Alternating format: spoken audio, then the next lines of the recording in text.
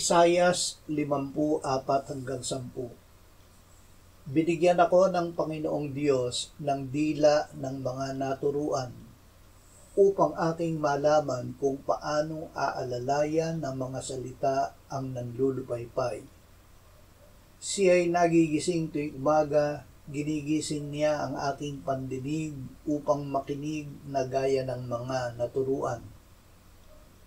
Binuksan ng Panginoong Diyos ang aking pandinig at ako'y hindi naging mapaghimagsik o tumalikod-ban. Iniharap ko ang aking likod sa mga tagahampas at ang aking mga pisngi sa mga bubunot ng balbas. Hindi ko ikinubli ang aking mukha sa kahihiyan at sa paglura, sapagkat tinulungan ako ng Panginoong Diyos, kaya't hindi ako napahiya. Kaya't inilagay ko ang aking mukha na parang batong kiskisan at alam ko na hindi ako mapapahiya. Salita ng Diyos para sa nanlulupaypay.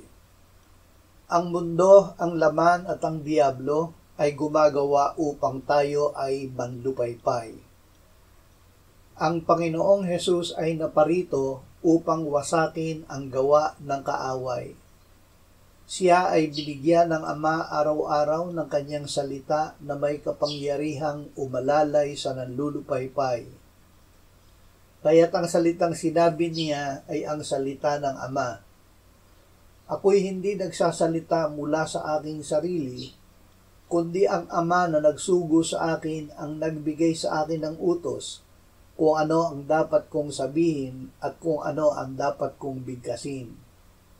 Nalalaman ko na ang kanyang utos ay buhay na walang hanggan, kaya't ang mga bagay na sinasabi ko ay aking sinasabi ayon sa sinabi ng Ama.